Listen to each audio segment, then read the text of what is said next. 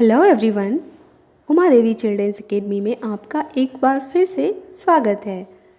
My dear student, आज हम लेकर आए हैं कैदी और कोकिला। यह कविता क्षितिज पुस्तक काव्य खंड से ली गई है। इसको लिखा है माखनलाल चतुर्वेदी जी ने। इस कविता में हमारे भारतीयों पर जो अंग्रेजी शासकों के द्वारा अत्याचार किया गया, उन्हें जो यातनाएं दी गईं, उनका बड़ा ही मार्मिक चित्रण कवि ने किया है। कविता के बारे में समझने से पहले हम कवि का परिचय प्राप्त कर लेते हैं। तो चलिए स्टार्ट करते हैं। माखनलाल चतुर्वेदी जी का जन्म मध्य प्रदेश के होशंगाबाद जिले में बावई नामक गांव में सन 1889 में हुआ। इनकी शुरुआती शिक्षा इन्होंने घर पर ही प्राप्त की थी, जिसमें इन्होंने संस्कृत, बांग्ला, अंग्रेजी और गुजराती भाषाएं सीखी थीं। यह भारत के एक प्रसिद्ध कवि, लेखक और पत्रकार थे। प्रभा और कर्मवीर जैसे प्रतिष्ठित पत्रों के संपादन के रूप में उन्होंने ब्रिटिश शासन के खिलाफ जोरदार प्रचार किया था और नई पीढ़ी का आह्वान भी किया था।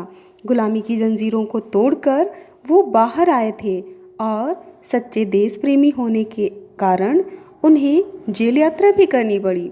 1921-22 के असहयोग आंदोलन में उन्होंने सक्रिय रूप से भाग लिया था और इसी दौरान उन्हें जेल जाना पड़ा। उनकी कविताओं में देश प्रेम के साथ साथ हमें प्रकृति प्रेम की झलक भी मिलती है। तभी तो उन्होंने अपनी कविता में देश में हो रहे अन्याय और अत्याचार के खिलाफ आवाज़ उठाने के लिए, विद्रोह की भावना जगाने के लिए कोयल को चुना। इससे स्पष्ट है कि वह प्रकृति प्रेमी भी थे। तो चलिए अब हम कविता का भी संक्षिप्त परिचय जानते हैं। इसके बाद हम कविता का भाव समझेंगे।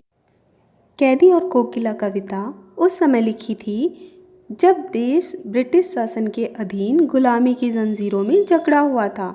वे खुद एक स्वतंत्रता सेनानी थे, जिस वजह से उन्हें कई बार जेल भी जाना पड़ा। जेल में रहने के दौरान वह इस बात से अवगत हुए कि जेल जाने के बाद स्वतंत्रता सेनानियों के साथ कैसा दुर्व्यवहार होता है, कैसा उनके साथ अन्यायपूर्ण व्यवहार किया जाता है। इसी सोच को उस समय समस्त जनता के सामने प्रस्तुत करने के लिए उन्होंने इस कविता की रचना की थी।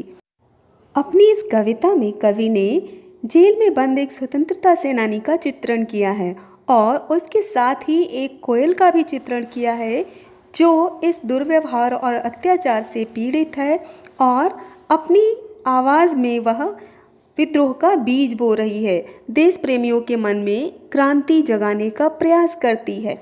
वह यह भी कहते हैं कि किस तरह से कवि ने उस समय जेल में अंग्रेजों द्वारा दी गई यातनाओं को सहा था। कवि के अनुसार उसे चोर डाकुओं के बीच में रखा जाता था। ब्रिटिश शासक अपराधियों में और स्वतंत्रता सेनानियों में कोई अंतर नहीं समझते थे। वह दोनों के साथ एक समान व्यवहार करते थे। स्वतंत्रता सेनानियों को अनेक प्रकार की शारीरिक यातनाएं दी जाती थीं। उन्हें काली, अंधकारपूर्ण और तंग कोठरी में रखा जाता था। उनको ना तो पेट भर खाना दिया जाता था और साथ ही साथ जो अंग्रेजी पहरेदार थे, जो अंग्रेजों के सैनिक थे, वह उन्हें गालियां देते थे और उनका अपमान करते थे। उनसे जानवरों की तरह गोलू चलवाया जाता था और पत्थर तुड़वाए जाते थे। तो यह अमानवीय व्यवहार स्वयं कवि ने भोगा है, इसीलिए उसका इतना सजीव और मार्मिक चित्रण उसने इस कविता में किया है। और चूँकि कवि एक स्वतंत्रता सेनानी है, वह अंग्रेजों के इस अत्याचार का विरोध करना चाहता है, किंतु वह जेल में है, तो उसने इसके लिए एक संदेशक अर्थात कोयल को चुना। वह कोयल से यह विद्रोह की भावना प्रत्येक नागरिक के मन में भर देना चाहता है। वह चाहता है कि कोयल इस संदेश को हर भारतवासी तक पहुंचाए और उन्हें क्रांति के लिए तैयार करे। तो चलिए अब हम कविता का भाव समझ लेते हैं। क्या गाती हो, क्यों रह रह जाती हो, कोकिल बोलो तो। क्या लाती हो, संदेशा किसका है, कोकिल बोलो तो। उपर्युक्त पंक्तियों में कवि ने एक स्वतंत्रता सेनानी की मनोदशा का वर्णन किया है। वह कहता है कि जब स्वतंत्रता सेनानी जेल में बंद है, तब वह अर्धरात्रि में एक कोयल की आवाज़ सुनता है, जो कारागृह के ऊपर मंडरा रही है और कुछ गा रही है। तो उसके मन में कई प्रश्न उठते हैं। कई सवाल उठते हैं। उसे ऐसा लगता है कि कोयल उसके लिए कोई संदेशा लेकर आई है, कोई प्रेरणा का स्रोत लेकर आई है, और वह कहते कहते रुक जाती है। शायद उसे किसी बात का भय भी सता रहा है, जिस कारण वह अपनी बात कहते कहते रुक जाती है। आगे कवि कहते हैं, ऊंची काली दीवारों के घेरे में, डाकू चोरों बटमारों के डेरे में, जीने को देते नहीं पेट भर खाना, मरने भी देते नहीं तड़प रह जाना। जीवन पर अब दिन रात कड़ा पहरा है, शासन है या तम का प्रभाव गहरा है। हिमकर निराश कर चला रात भी काली, इस समय कालिमा मई जगी क्यों आली। तो इन पंक्तियों में कवि ने उन समस्त यातनाओं की तरफ संकेत किया है जो उस स्वतंत्रता सेनानी को, उस आज़ादी के दीवाने को अंग्रेजी शासन में जेल के अंदर सहनी पड़ती हैं। किस तरह से उसे ऊंची काली दीवारों के बीच में रखा जाता है, उसे एक अंधकार भरी काली कोठरी में दो डाकुओं और चोरों के बीच में रखा जाता है, और उन्हें पेट भर खाना भी नहीं दिया जाता ताकि वह चैन से जी सकें, और ना ही उन्हें मरने दिया जाता है। बस तड़प तड़प कर जीना अब उनके लिए शेष रह गया है, और उनके जीवन पर दिन रात अंग्रेजी सिपाहियों का पहरा रहता है। दिन रात उनकी आंखें उन्हें घूरती रहती हैं। और कवि कहता है कि यह जो अंग्रेजी शासन है, यह कोई शासन नहीं है, बल्कि यह तो अंधेरे का गहरा प्रभाव है जो छटने का नाम ही नहीं ले रहा, जिसमें सिर्फ निराशा है और अंधकार है। अर्थात कवि को लगता है कि शायद अब इस अत्याचार और अन्यायपूर्ण शासन से उन्हें कभी मुक्ति नहीं मिलेगी। देखिए, यहाँ पे शासन की तुलना जो है वो तम अर्थात अंधकार से की गई है। तो अंधकार घोर निराशा का, अन्याय का, अत्याचार का और बुराई का प्रतीक होता है। तो यहाँ पर अंग्रेजी शासन की विशेषताओं को बताया गया है। उनकी तुलना अंधकार से की गई है। क्यों की गई है? क्योंकि अंधकार का प्रतीक हम प्रायः इन्हीं चीज़ों को मानते हैं, ये बुराई का प्रतीक होता है। तो वैसे ही अंग्रेजी शासन भी अन्यायपूर्ण, अत्याचारपूर्ण और निराशाजनक है, जिसमें भारतीयों पर अनेक प्रकार से अत्याचार किया जाता है। अब इन पंक्तियों के अनुसार अंग्रेजी सैनिक स्वतंत्रता सेनानियों और अपराधियों के साथ एक सा व्यवहार करते थे। ऐसा क्यों करते थे? क्योंकि अंग्रेजी सरकार के लिए स्वतंत्रता सेनानी अपराधी जैसे थे। दोनों उनकी इस व्यवस्था में खलल डालने का काम करते थे। सरकार के लिए दोनों ही दोषी थे। सरकार क्रांतिकारियों की आज़ादी की मांग को दबाना चाहती थी और स्वतंत्रता सेनानी के मनोबल को तोड़ना चाहती थी। इसीलिए वह भारत पर अपनी सत्ता कायम रखने के लिए दोनों के साथ एक जैसा व्यवहार करते थे और उनका मानसिक व शारीरिक शोषण करते थे, उनका अपमान करते थे, ताकि वह उनका आत्मविश्वास टूट जाए और वह आज़ादी की मांग करना बंद कर दें। आगे कवि कहते हैं, क्यों हुक पड़ी वेदना बोझ वाली सी, कोकिल बोलो तो क्या लूटा प्रदुल वैभव की रखवाली सी, कोकिल बोलो तो। अब कवि कोयल से फिर से प्रश्न करता है, क्यों आधी रात को वह क्यों हुक रही है और उसके मन से ये वेदना क्यों प्रकट हो रही है, अर्थात वह वेदनापूर्ण आवाज़ में क्यों कूक रही है। क्या उसकी कोई संपत्ति या वैभव किसी ने लूट लिया है जिसकी वह रखवाली कर रही थी और इसी कारण वह आधी रात को चीख उठी है। तो कोयल की संपत्ति, उसका वैभव, उसकी मीठी मधुर आवाज़ होती है, जिसको कवि ने यहाँ पर सांकेतिक भाषा में समझाया है। उसके लिए उसकी संपत्ति उसकी मधुर आवाज़ है। जैसे उसकी मधुरता, उसकी मिठास किसी ने छीन ली है, जिसके कारण वह व्याकुल होकर आधी रात में चीख उठी है, इस वेदनापूर्ण आवाज़ में हुक रही है। एक कूकना होता है और हुकना होता है। तो यहाँ पर हुक और कूक में क्या अंतर है? कूक जब वह मीठी और मधुर आवाज़ में बोलती है, हुक जब वह हृदय की पीड़ा को अपनी आवाज़ में व्यक्त करती है। तो हुकना अपने मन की पीड़ा को व्यक्त करना, अर्थात दर्द भरी आवाज़। तो कवि ने यहाँ पर कवि से कूकने के लिए नहीं, हुकने के लिए कहा है। तो इसका भाव हमें समझ लेना है। कोयल हुक रही है, क्यों? क्योंकि उसके मन में एक पीड़ा है, शायद उसकी कोई धन संपत्ति कोई लूट ले गया है, ऐसा कवि को अंदेशा होता है। उसे लगता है, जिसके कारण वह अर्धरात्रि में चीख उठी है। क्योंकि आधी रात में कोयल के बोलने का कारण कवि को समझ नहीं आता, इसीलिए वह बार बार अनेक प्रकार के प्रश्न अपने मन में करता है और स्वयं ही उनका उत्तर ढूंढने का प्रयास करता है। क्या हुई बावली अर्धरात्रि को चीखी, कोकिल बोलो तो, किस दावा नल की ज्वालाएं हैं देखी, कोकिल बोलो तो। कवि को अर्धरात्रि में कोयल का बोलना स्वाभाविक नहीं लगता। अर्धरात्रि में जबकि सारा संसार सोया हुआ है, कोयल कूक रही है, तो कवि उसे बावली अर्थात पागल कहते हुए उसे पूछता है कि तुम्हें क्या हुआ है, तुम इस आधी रात में क्यों चीख रही हो, क्या तुमने जंगल में लगी हुई भयानक आग देख ली है। तो यहाँ पर कवि दावानल की ओर संकेत करता है। दावानल, जब जंगल में भयानक आग लगती है तब उसे दावानल कहा जाता है। किंतु यहाँ पर इस शब्द का अर्थ देश में फैली हुई विद्रोह की भावना से है, जो गुप्त रूप से प्रत्येक भारतवासी के अंदर भड़क रही है। सभी के अंदर विद्रोह की भावना है, किंतु वह अंदर ही अंदर सुलग रही है, व्यक्त नहीं हो रही है। तो शायद उस छुपी हुई विद्रोह की भावना को कोयल ने देख लिया है, उसे भांप लिया है, जिसके कारण वह आधी रात में व्याकुल होकर चीख उठी है। तो यहाँ पर कवि ने अंग्रेजी सरकार की यातनाओं की तरफ भी संकेत किया है, जो किसी जंगल की आग की तरह भयानक है और संपूर्ण भारतवासियों के सुख चैन को नष्ट कर रही हैं, जला रही हैं, जिसका अंदेशा कोयल को हो गया है, जिसे कोयल ने भांप लिया है और वह व्याकुल होकर चीख उठी है। तो यहाँ पे दो प्रकार के भाव निकल रहे हैं। ठीक है, आगे देखते हैं।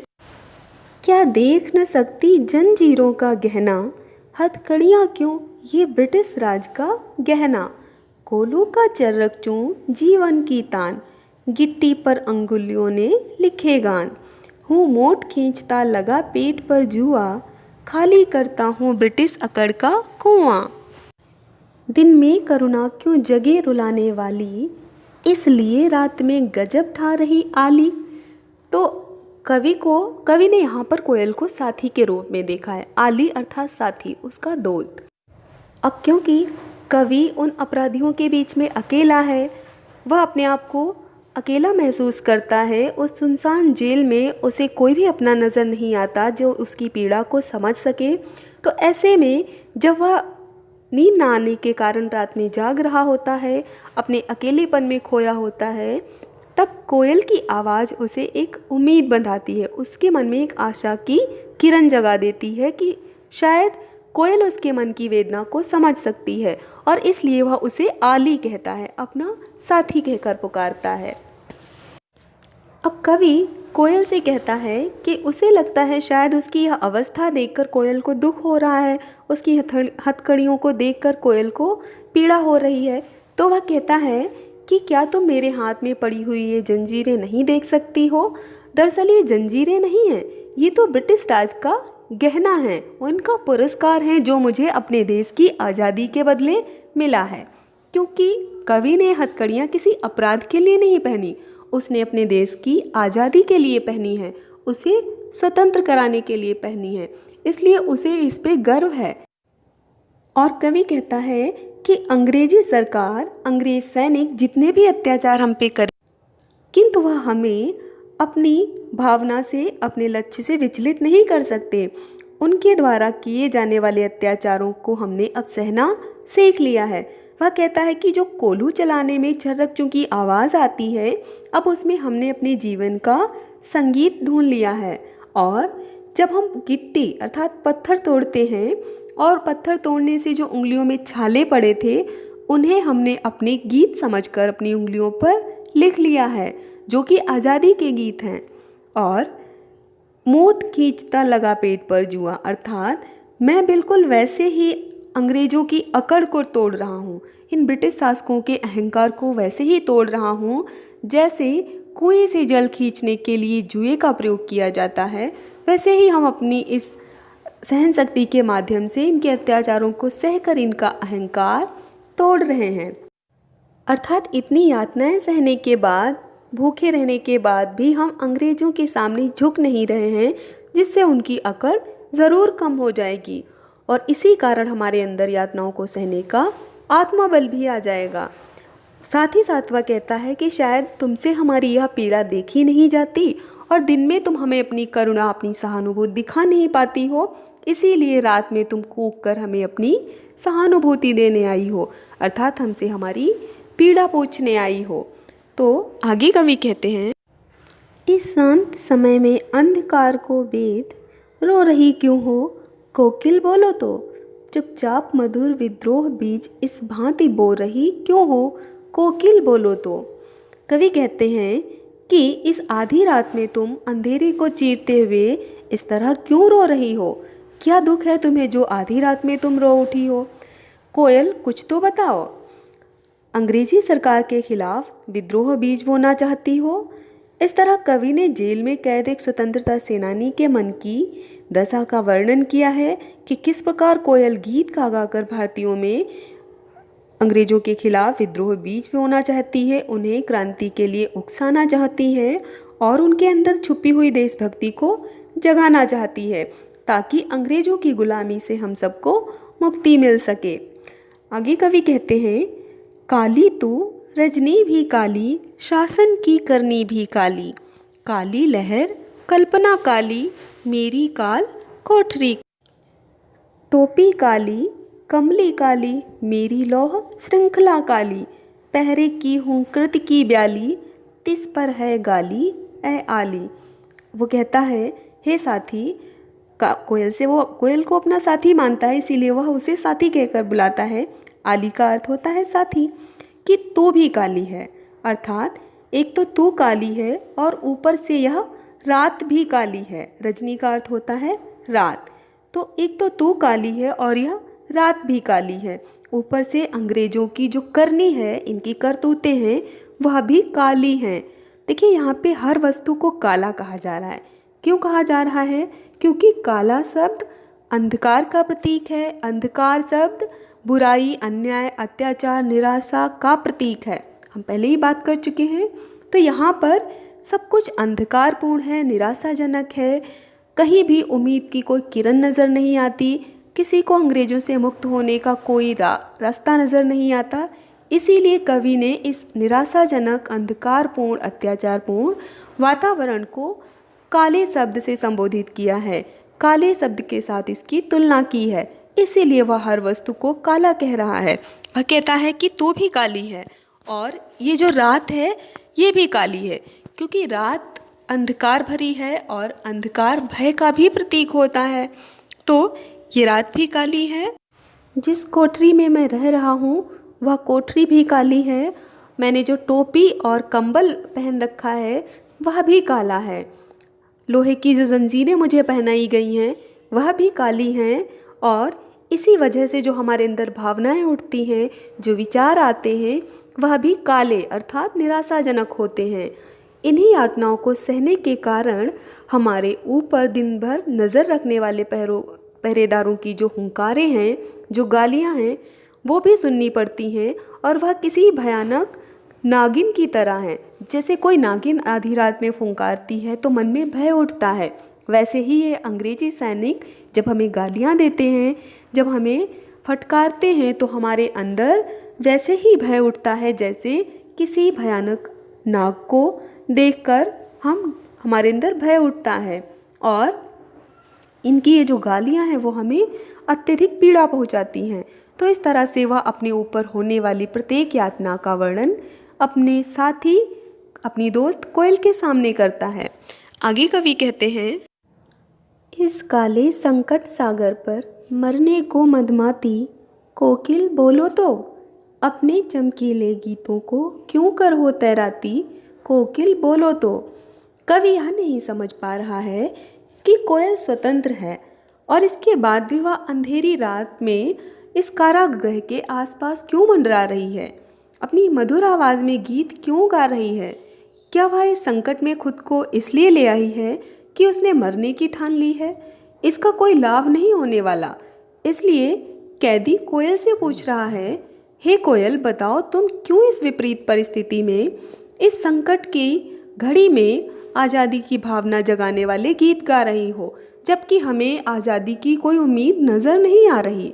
हर तरफ निराशा और घोर अंधकार फैला हुआ है, जैसे कोई सागर अनंत होता है, अथाह होता है। देखिए यहाँ पे उस वातावरण को, उस परिस्थिति की या फिर अंग्रेजी शासन की तुलना की गई है। किससे की गई है? सागर से की गई है।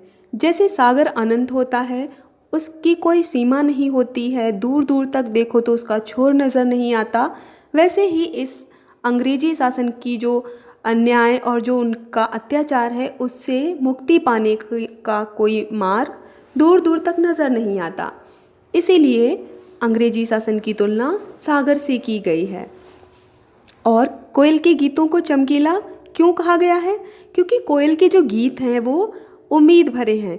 वह क्रांतिकारियों के मन में उम्मीद जगाना चाहती है, उनके अंदर विद्रोह का बीज बोना चाहती है, आज़ादी के लिए उन्हें उकसाना चाहती है, जो उसे उन सबको इस गुलामी से मुक्ति दिला सकते हैं। तो उस अंधकार और निराशाजनक परिस्थिति में कोयल के गीत ही हैं जो जरा सी आशा लेकर आते हैं, इसलिए उन्हें चमकीला कहा गया है। तो आगे कवि कहते हैं, देखिए अगली पंक्तियों में जो कवि ने कहा है, तुझे मिली हरियाली डाली, मुझे नसीब कोठरी काली। इनमें कवि के अंदर एक ईर्ष्या का भाव भी उत्पन्न होता दिखाई देता है। कवि यहाँ पर अपनी और कोयल की परिस्थिति में तुलना करता है।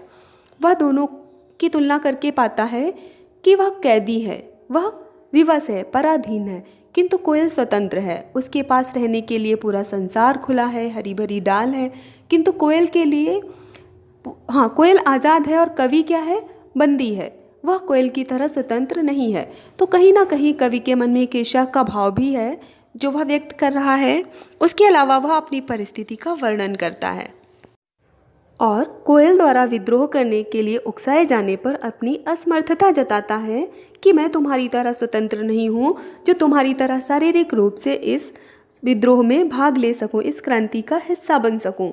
वह कहता है कि कोयल, तुम स्वतंत्र हो, तुम्हें रहने के लिए हरी भरी डाल मिली है और मेरे पास ये 10 फुट का छोटा सा संसार है जिसमें मैं बंदी हूँ। मैं तुम्हारी तरह आज़ाद नहीं हूँ और तुम्हें पूरा संसार मिला है, अर्थात पूरा आसमान तुम्हारे विचरण के लिए खुला है, लेकिन मेरा तो सिर्फ 10 फुट का संसार है। जब तुम गीत गाती हो तो सारी दुनिया प्रशंसा करती है, सब वाह वाह करते हैं, सभी तुम्हें सुनना चाहते हैं, किंतु मेरा तो रोना भी मेरे लिए गुनाह है। यदि हम रोएं भी, अपनी पीड़ा भी कहें, तो ना कोई हमें सुनना चाहता है और तो और हमें इसके लिए गालियाँ सुननी पड़ती हैं। कवि कहता है कि हमारे और तुम्हारे हालात, हमारी परिस्थिति में कितनी विषमता है। इतना अंतर होने के बावजूद तुम मुझे युद्ध का बिगुल बजाने के लिए कह रही हो, मुझे विद्रोह की शुरुआत करने के लिए कह रही हो। आगे कवि कहते हैं, इस हूँ कृति पर अपनी कृति से और कहो क्या कर दूँ, कोकिल बोलो तो मोहन के व्रत पर प्राणों का आसव किसमें भर दूँ, कोकिल बोलो तो इन पंक्तियों में कवि ने कहा है कि तुम्हारी इस हुंकार पर, तुम जो क्रांति के लिए हुंकार भर रही हो, जो बिगुल बजा रही हो युद्ध का, तुम्हारी इस हुंकार पर मैं क्या सहयोग कर सकता हूँ, मुझे बोलो। मोहन के व्रत पर, मोहन के व्रत पर का यहाँ पे भाव है मोहनदास करमचंद गांधी जी, अर्थात गांधी जी ने जो देश को आज़ाद कराने का जो संकल्प लिया है, जो असहयोग आंदोलन चलाया है, इस क्रांति, इस आंदोलन में मैं क्या कर सकता हूँ, कहो तो मैं अपनी रचनाओं से किसी के अंदर भी प्राण फूंक सकता हूँ, किसी को भी इस क्रांति में भाग लेने के लिए उत्साहित कर सकता हूँ। मैं केवल इतना ही सहयोग कर सकता हूँ, क्योंकि मैं तुम्हारी तरह स्वतंत्र नहीं हूँ। तुम कहो तो अपनी रचनाओं से मैं किसी के अंदर भी प्राण फूंक सकता हूँ, किसी के अंदर भी क्रांति की भावना को जगा सकता हूँ। तो इस तरह से यह कविता देश में अंग्रेजों द्वारा किए गए अत्याचारों और यातनाओं का प्रतीक है, उनका मार्मिक वर्णन किया है कवि ने इसमें। तो चलिए हम कुछ महत्वपूर्ण बिंदुओं पर चर्चा कर लेते हैं। कविता की भाषा हिंदी है, खड़ी बोली है। इसमें विशेष रूप से उपमा अलंकार का, रूपक अलंकार का और अनुप्रास अलंकार का प्रयोग किया गया है। So this was the explanation of this poem. I hope you understood well. Next time we'll come here with new topic. Leave the comment if any doubt, any suggestion. I will try to cover it in new video. And thank you. Have a nice day. Take care, bye bye.